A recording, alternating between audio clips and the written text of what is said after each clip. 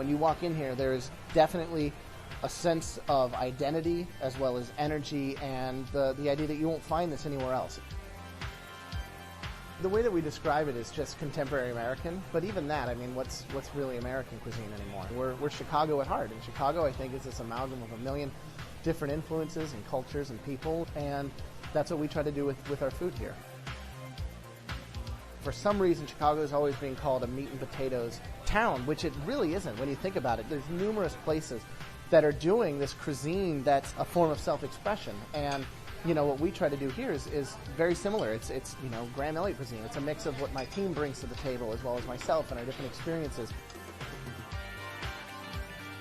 To be able to do food that we believe in and that we feel really speaks from our heart and soul, and have people genuinely, you know, have interest in it and love it and come along for the journey is super rewarding, as opposed to just constantly banging your head against the wall trying to convince people. You know, I don't think that we have that problem here.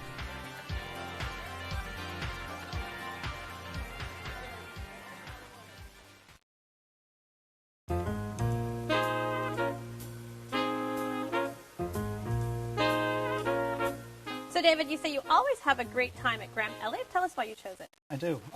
Like it for many reasons. You know, usually when I go to a restaurant, I'm looking for three things. I'm looking for great food, I'm looking for good ambiance, and I'm looking for attentive service. And every time I go to Graham Elliot, that's what I get. Some things that I really love about the restaurant are, you know, the food is incredibly inventive, incredibly creative. Graham Elliot will take a normal piece of steak and turn it into something that you've never had before. Flavors that just, you know, absolutely knock your socks off. I'm 35 years old and, you know, product of the 80s. And my wife and I, when we go there, we love the fact that in the background, you're always hearing 80s music playing. It's not overwhelming, so you certainly get to enjoy the conversation. But when you're hearing Kaja Gugu or Duran Duran, you know, it's pretty nice. Some other things that I like about Graham Elliot is that, you know, you typically will get bread at restaurants. And Graham does it a little differently. They put popcorn on the table. And you're like, I'm about to spend, you know, a decent amount of money for some good food, and I'm getting popcorn to start with. It is popcorn like no other. He uses a truffle oil, puts on, you know, Parmesan cheese, and he always mixes it up a little bit. So he takes normal food, basic food that you would, you know, that you would cook on a Sunday night at home, and turns it into flavors like no other. So Annie, you know, performance is part of your life. You know, I mean, did the restaurant perform well for you? Yeah, I actually was really happy with Graham Elliot. I liked the novelty of the popcorn.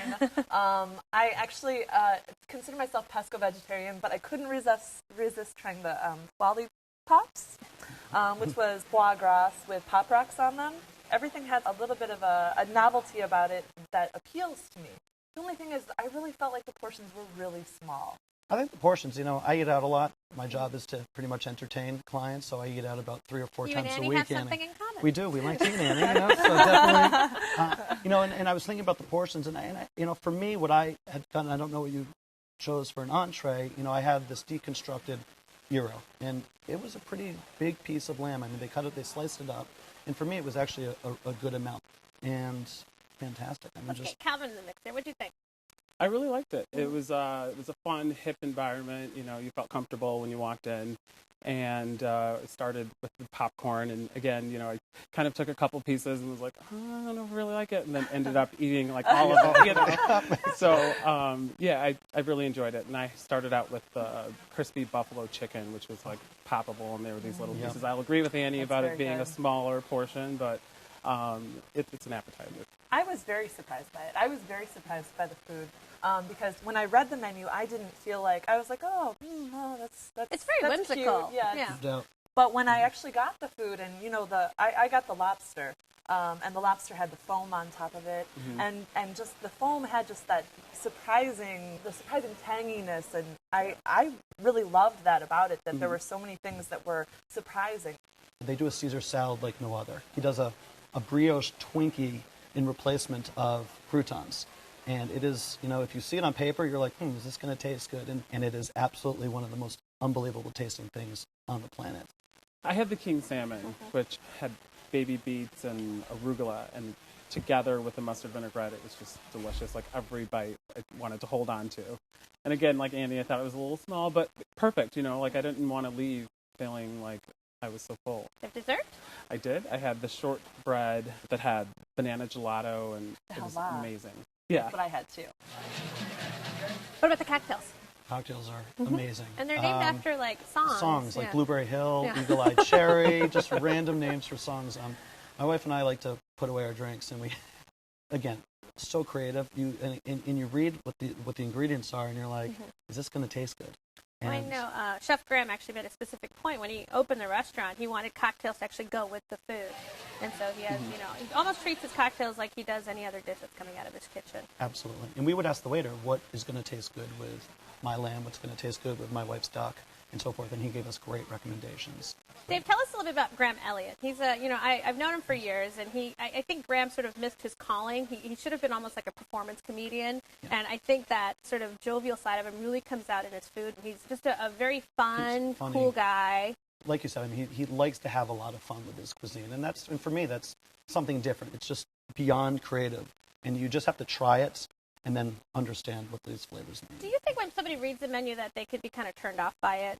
Yeah, I think so. At Like, first, who wouldn't you take to this restaurant? I would think someone that's used to eating steak their whole life might be a little turned off by it. But I promise you that if they do take a bite of his steak, as opposed to just a piece of meat on a grill for 20 minutes or 10 minutes, they're going to like what the flavors that come out. But yeah, I think someone that's not used to such artistic, creative, funky type cuisine might be a little turned off at first. My friends, I went with two friends, and both of them were like, what is this? But I mean, I do come from like the performance area, and I like to be surprised by stuff, and I like quirkiness. All right, David, you pick Graham Elliot. Sum it up for us. Inventive, creative cuisine with amazing flavors, fantastic service, knowledgeable service, and just a destination restaurant. Calvin? I thought it was a cool, fun, comfortable environment. Excellent food, tasty, lots of flavor. Definitely would go back again. And Annie?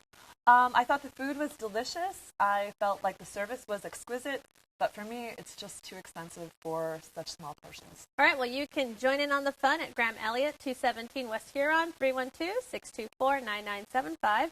They're open for dinner Monday through Saturday. Reservations are recommended, and the average tab per person without drinks is $70.